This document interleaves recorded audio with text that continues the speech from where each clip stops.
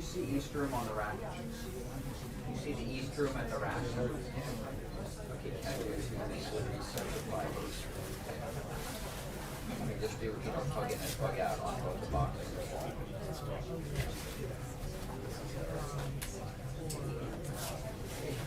Everything's about to start.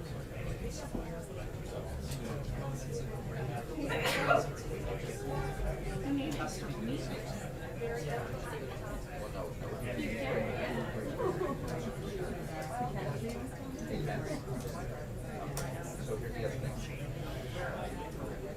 All right, just to make sure that they're looking at you the right way. I think you're going east to west.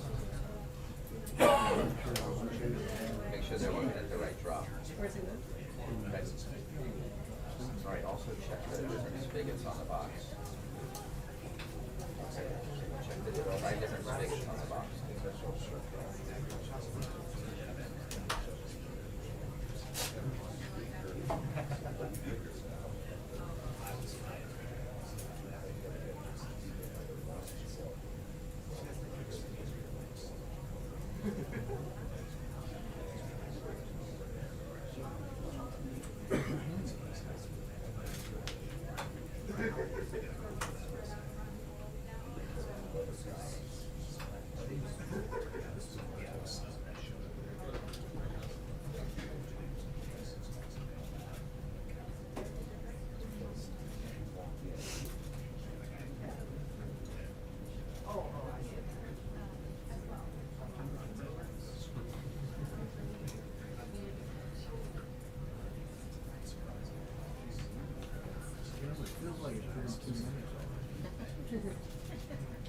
Good thing. 4 minutes.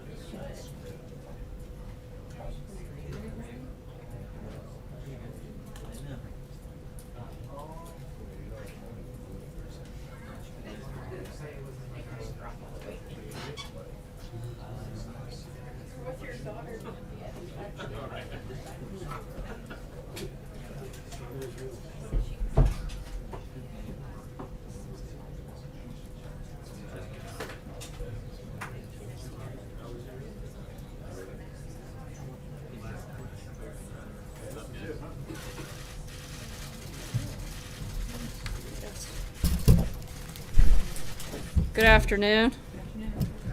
We'll jump right in. I've got a couple of brief announcements. Today at 5:45 p.m., the White House will hold a background briefing for reporters regarding the administration's Iran strategy. Then at 12:45 tomorrow, the president will deliver remarks announcing the strategy to the country. Further details on both of those events will be forthcoming. Until then, I know you guys have lots of questions. And although I really enjoy answering them every single day, especially your more serious policy-focused questions that we tend to ask and hear, I thought it would be nice, since we're at the White House and we have the option of calling in the Marines, that today we might call in one of our favorites, General Kelly. So with that, I'm going to turn it over to the Chief of Staff and let him make some opening comments and answer your questions today. And after he concludes, of course, our team will be around later this afternoon to answer any further questions. Thanks, guys. Well, good afternoon. Great to be here. A couple of comments, I guess, and then open it up for Q&A. I would have to tell you that coming into the job as the Chief of Staff, I had decided to not do too much with the press until I got my feet on the ground and figured out what base I was on any given day. Prior to this, when I was at DHS and certainly as a Marine general officer, interacted with the press a great deal. But coming into this job, I really needed to get to know the lay of the land. I have done, I think, 3 off the records. The first one of which was, of course, violated. But thank you for all of you that didn't violate the trust from those off the record periods. I would just offer to you that although I read it all the time, pretty consistently, I'm not quitting today. I don't believe, and I just talked to the president, I don't think I'm being fired today. And I am not so frustrated in this job that I'm thinking of leaving. I would tell you, this is the hardest job I've ever had. This is, in my view, the most important job I ever had. I would offer, though, it is not the best job I ever had. Best job I ever had, as I've said many times, is when I was an enlisted Marine sergeant infantryman. That was the best job I ever had. So unless things change, I'm not quitting, I'm not getting fired, and I don't think I'll fire anyone tomorrow. So with that, John. General Kelly, if I could, you said you're not so frustrated that you're thinking of leaving, but are you frustrated? No, I'm not frustrated. This is really, really hard work, running the United States of America. I don't run it, but I'm working for someone who is dedicated to serving the country in the way that he's talked about for a number of years. There are incredible challenges, economic challenges, healthcare challenges, all of that, obviously international challenges that have to be dealt with. I don't mean any criticism to Mr. Trump's predecessors, but there was an awful lot of things that were, in my view, kicked down the road that have come home to roost pretty much right now that have to be dealt with. This is hard work, John. And my only frustration, with all due respect to everyone in the room, is when I come to work in the morning and read about things I allegedly said or things that Mr. Trump allegedly said or people who were going to be fired or whatever, and it's just not true. That's my frustration. I mean no disrespect to y'all. I don't know all the names, so you. I appreciate that, and thank you for coming out here today. We hope to see you more often. Let's go to one of the hard things that is facing you right now, the situation in Puerto Rico. And since you're here to speak for the president, let's talk about his tweet this morning. Does President Trump believe that the people of Puerto Rico are American citizens Yes. who deserve the same access to federal aid as the people who live in Texas and Florida? Yes. What is his tweet about then? The tweet. The tweet where he says that we can't be in Puerto Rico forever. I think he said the U.S. military and FEMA can't be there forever, right? He did, yes. Okay.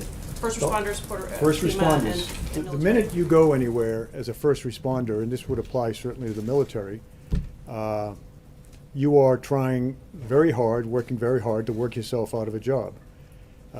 There will be a period in which we hope sooner rather than later to where the U.S. military and FEMA, generally speaking, can withdraw because then the government and the people of Puerto Rico are recovering sufficiently to start the process of rebuilding.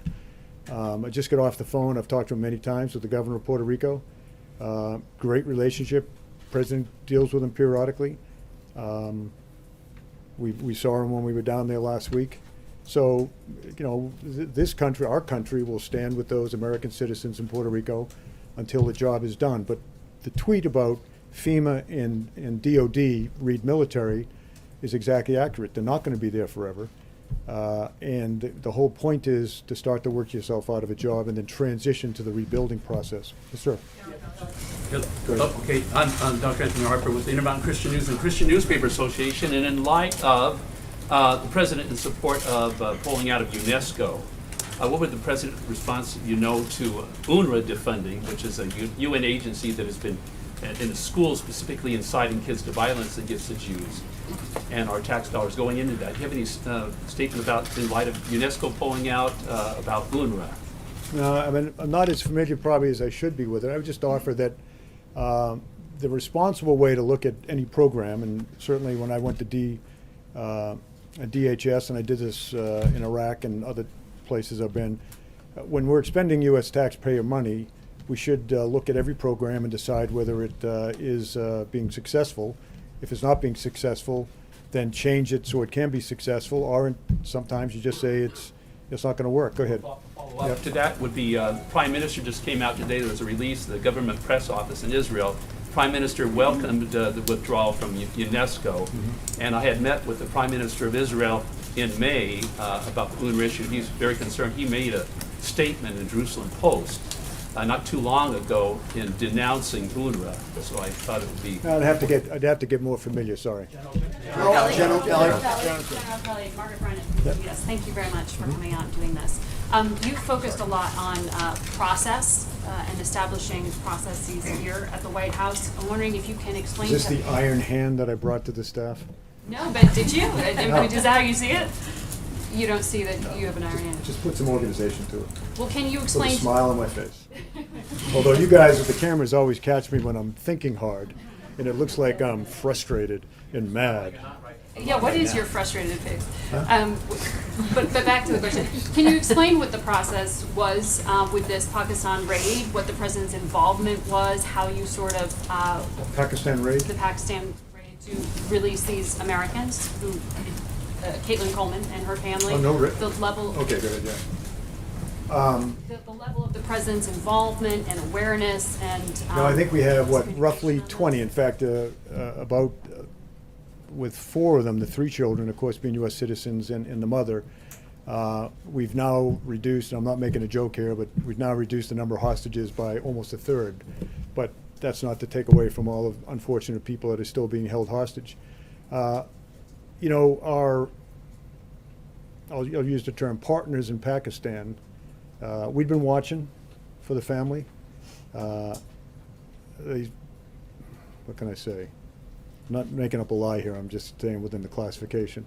Let me just say the Pakistanis, they're great partners in this regard that they are, and I think there's been a change. Hopefully there'll be a change in the cooperative relationship between the United States and Pakistan. But the good news is the Pakistani officials got custody of the American citizens, 4 American citizens, 3 children, 1 adult female, and then of course the husband is a Canadian citizen. Took them into custody, held them for us, not for us, held them. We had arrangements to transport them back to the United States or to Canada, any way they wanted to go. Medical treatment along the way. A lot of this, of course, would be psychological treatment. They've been essentially living in a hole for 5 years. I mean, that's the kind of people we're dealing with over there. Luckily, and thank God that the Pakistani officials have took them into custody, so to speak, from the forces of evil in that part of the world. And they're being cared for now as we speak. Can you speak though about the president's role in that? As a flag rank officer, a gentleman of knowledge of world affairs, certainly you know the quote from Prime Minister Macmillan, events, events, events. What are the events that keep you, let's say, concerned, awake at night, in terms of global affairs? Well, you know, I mean, they're the big ones, actually. We get a nuclear threat from North Korea, a possible nuclear threat in time by the Iranians. You know, probably the biggest threat, the biggest concern, and it's not an immediate concern, if this continues in North Korea, if eventually other countries, I'll let it go at that, become nuclear powers. Obviously, we already have some out there. There'll be a real impetus for a lot of countries to develop or buy nuclear weapons. You know, I would tell you this, in spite of what someone reported the other day about President, and I don't think he'd mind my sharing this, what he's said to me many, many times, and to the group oftentimes. I hear him most say about nuclear weapons that wouldn't be great if we could get rid of them all, as opposed to we need 10 times more. So even more than when he references the maintenance of nuclear weapons, modernization, that doesn't mean increase in numbers. I hear him say talk more about, wouldn't it be great? How could we get rid of nuclear weapons? So not a lot keeps him up at night. I mean, the good news is out there we have a great State Department doing the diplomacy thing night and day. As Jim Mattis and I have many, many times said when we're in uniform, if we don't fund the State Department properly, buy us more bullets. So out there in the world, you got the State Department doing what it does every day, and all the rest of the great Americans that are working those kind of issues. And you got the U.S. military, the greatest military on the planet. We don't like to think in terms of things turning military, but that's always an option. The great thing about our military is it's a real deterrent factor around the world, whether it's nuclear deterrent or conventional deterrent.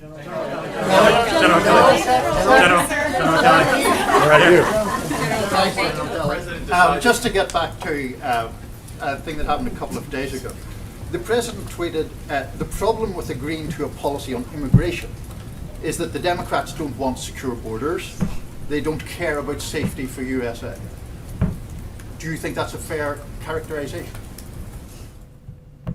How how I would put it is that there's an element within, first of all, let me step back and say, I believe that honest men and women can disagree on anything politically or otherwise. The one thing I draw a little bit of a line to is on the security of the nation. There are certainly people in our country that have the opinion that that open borders or near open borders are fine. People should be able to come and go. There are others, myself included. You can bet the president. But I think the majority of Americans feel as though security on the borders is important. Now, how you achieve that is a different story. I believe I have great relationships with the Mexicans. We have great relationships with the Mexicans on the border. They're in the counter-drug fight with the United States. In fact, in my view, suffer more from the our drug demand, which we don't seem to address. We're trying to now under the Trump administration. But places like Mexico, Central America suffer more from our drug demand and do more in many ways to stop that drug flow than we do in our own country. I was recently down in Mexico before I took this job and flew into Sinaloa and saw Mexican military risking their lives, pulling out tens of thousands of poppy plants that are eventually turned into heroin and eventually consumed by Americans. But we need to secure our borders, and that includes the maritime, our ports. We have unbelievably dedicated men and women, CVP, DHS, that are doing that every day. We need to reinforce what they're doing down on the border. We definitely need more wall or physical barrier. We have about 600 miles of that border now secured by some type of physical barrier. By the way, the Secure Fence Act in 2006, you ought to check it out. Who voted for that? Certainly Senator Obama did, I believe, Senator Hillary Clinton, Senator Chuck Schumer, all voted for it. And we have a worse situation on our southern border. And I'm condemning Mexico here again. They're great partners, but we have a worse situation on our borders 10 years later, yet there's this unbelievable resistance to securing our border. And again, some of that is physical barrier. All of that for sure is people, technology, things like that. So we have to secure our borders. And this includes, as I say, our ports, New York, Boston, Houston. Don't have nearly the issues on the northern border with Canada. Great partnerships there. But the problem with our southern border is the drug flow and the illegal immigration flow rides on a network that right now comes up through into the Western Hemisphere from abroad, up through Mexico, Central America, Mexico, and into the United States. Got to do something about it. Yes, sir. You talk about frustrations. Peel back the curtain for us, since you're in a first row vantage point with the president. What are his frustrations right now? And secondly, a big decision that's going to be upcoming is the Fed chair position, possibly here in the next few weeks or upcoming months. Where does that stand? How actively is the administration engaging that at this moment? One of his frustrations is you, all of you, not all of you, but many of you. As I said, when I first started talking, again, I'm a reasonable guy, but when I read in the morning, I read I won't tell you what I read, but and watch TV in the morning, it is astounding to me how much is misreported. I will give you the benefit of the doubt that you are operating off of contacts, leaks, whatever you call them. But I would just offer to you the advice. I'd say, maybe develop some better sources. Some person that works way down inside an office, or just develop some better sources. The Congress has been frustrating to him. Of course, our government is designed to be slow, and it is. His sense, I think, as a man who is outside of the Washington arena, a businessman, much more of a man of action. I would say his great frustration is the process that he now finds himself, because in his view, the solutions are obvious. Whether it's tax cuts and tax reform, health care, infrastructure programs, strengthening our military. to him, these all seem like obvious things that need to be done to protect the American people, bring jobs back. These are all the things that he sees as vital to protect the American people, to advance American economy and whatnot. And the process is so slow and so hard sometimes to deal with. So I think those two things. And the Fed, where does everything stand with the Fed right now? Are you guys days away, weeks away? Some time away. I mean, there's still ongoing interviews, but every candidate. I mean, I'm trying to learn about things that have to do with what you're talking about. But all of the people that have been into interview have been really first-round draft choices, and we have more to come. And it's a very measured process. He has great, obviously, advisors to help him make that decision. Thank you.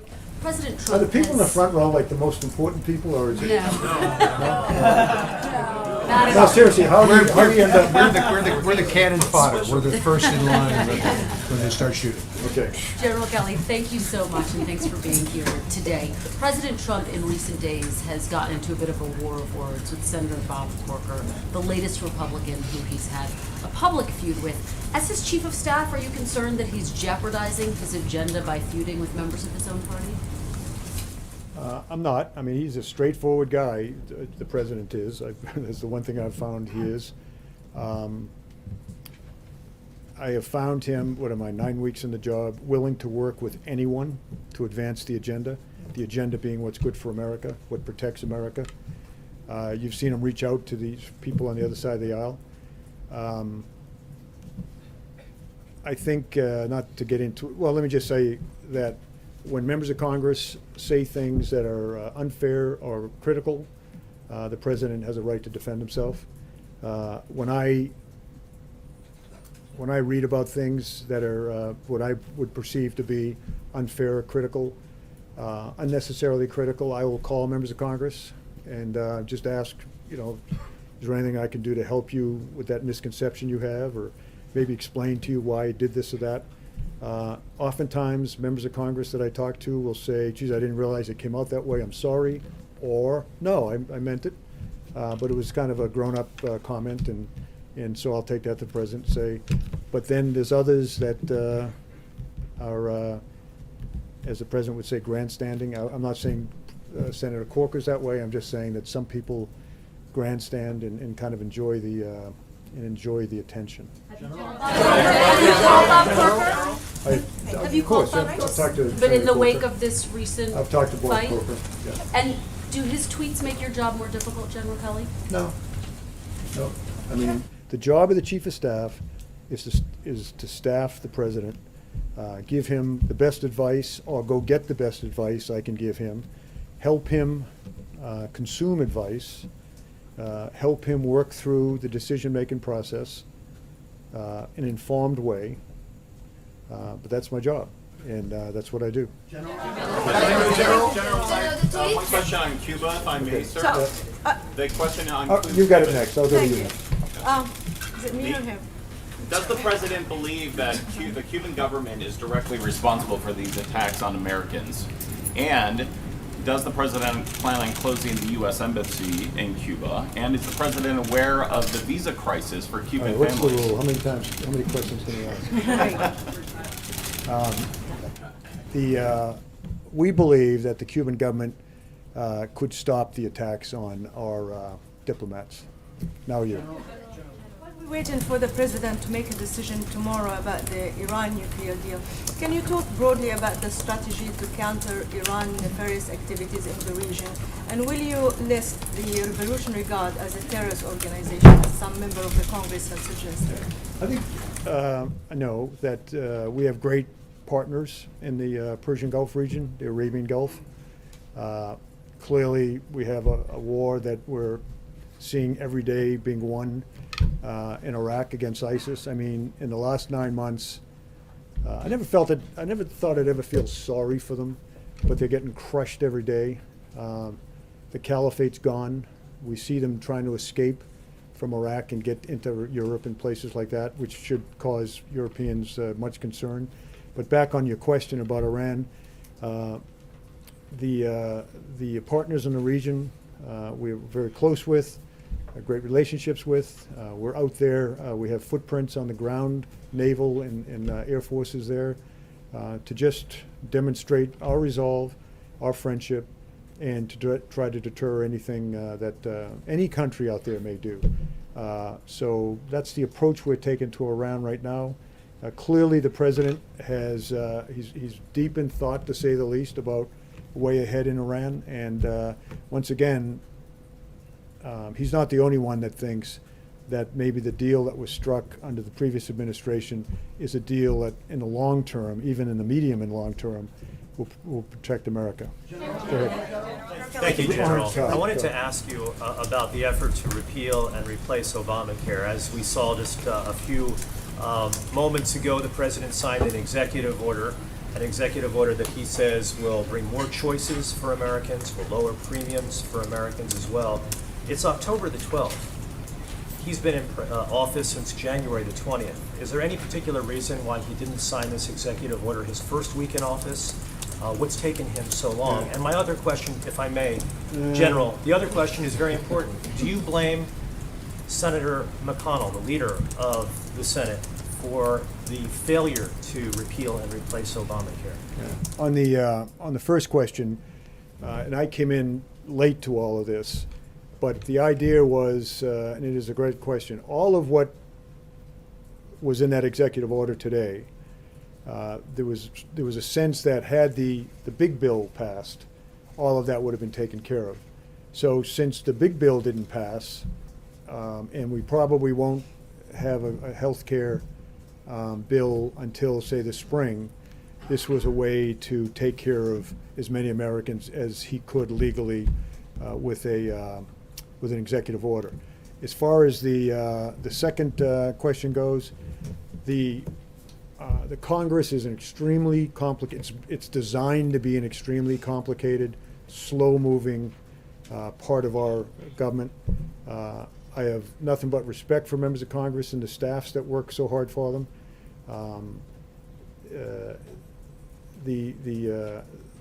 Sometimes it's like talking to Nancy Pelosi once. She's the leader, but boy, is it really hard to lead. I'd say the same thing about the majority leader in the Senate. There are 100 or whatever, 100 members of Congress that look to their states, have their own political baggage to deal with, and they're not always reliable on every vote to vote the way that the president or Mitch McConnell wants to vote. So, that's good. One more. He's the lucky one. Thank you very much, sir. First of all, congratulations. On what? For the new job. Yeah. Sir, as far as U.S.-India relations are concerned, recently many tragedies have taken place here, and Indian American community in India paid a tribute on 9/11 at the Georgetown University in cooperation with the Indian Embassy and also at the Gandhi Center, as far as the tragedy in Las Vegas is concerned. My question is that Indian Ambassador Mr. Sarna said that time has come now. U.S.-India should stand together against all these terrorism. And same thing, Prime Minister Modi, when he was here at the White House, he told President Trump that India is with the U.S. anytime, anywhere, as far as fighting against terrorism. So where do we stand, sir, today as far as U.S.-India relations are concerned? By the way, as I listened there, that face I had on was my listening intently face. The United States of America will stand with any country against terrorism. We stand with countries we're not so friendly with, and we stand with countries that we're extremely friendly with like India. This cancer of terrorism, as we crush it in the caliphate, as you all know, is moving in other directions, to include the West, into Western Europe. But the northern part of Africa is suffering terribly, and it will grow there. As it moves south in Africa, it's moving out into is already in South Asia.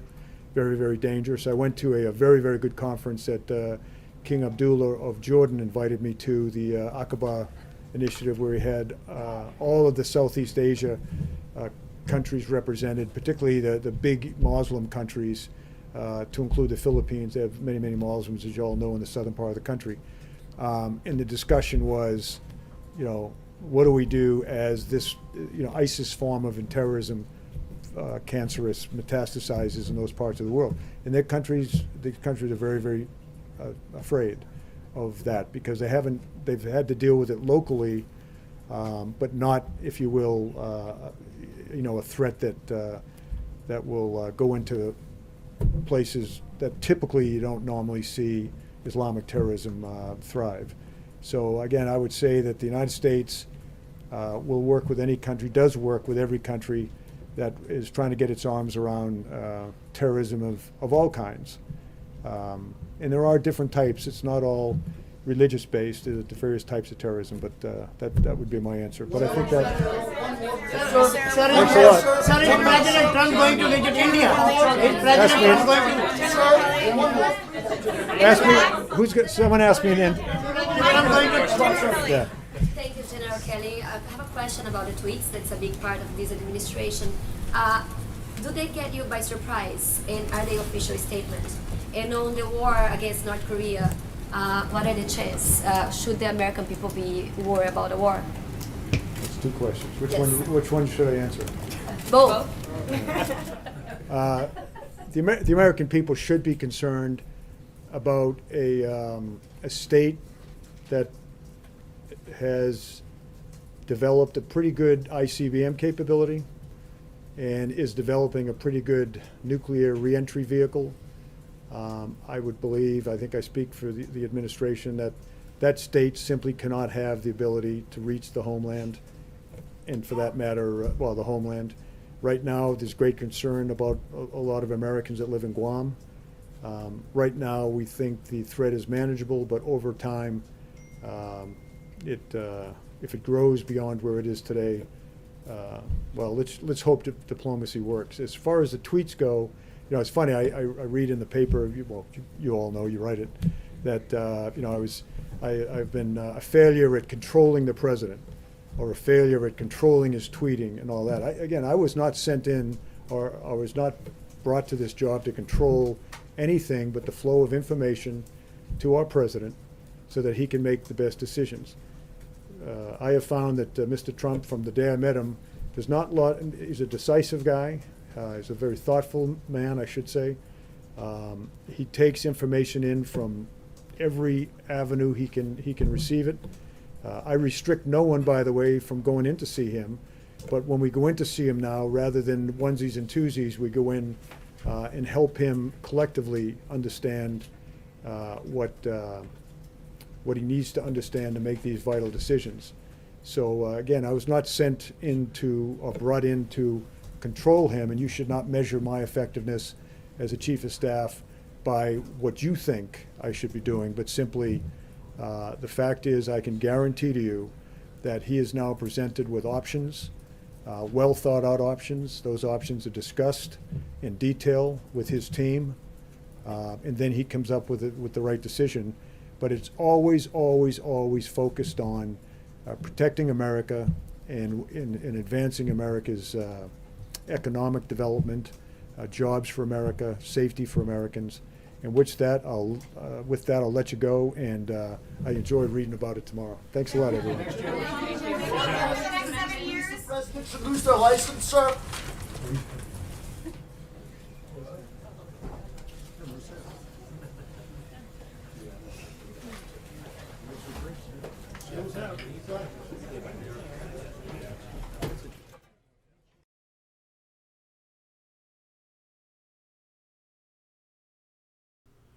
All right, folks, so that was it. I guess today there was no question and answer with Sarah Sanders, but President Trump is having a event right now. We're going to be putting the link in the chat, so make sure you guys head over there. President Donald Trump is officially nominating the new DHS secretary that actually took, it used to be General Kelly's position. Now he has nominated a new secretary of DHS.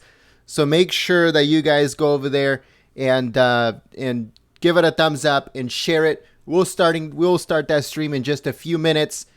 while we shut this down, but make sure you guys head over there and give it a thumbs up and share it. Thank you very much for watching. My name is Jen. I'm from Golden State Times. If you guys haven't yet, give this live stream a thumbs up on your way out, and I hope to see you guys on the next live stream that I have the link on the chat. So make sure you guys click the link on the chat, and I hope to see you guys over there. Thank you very much.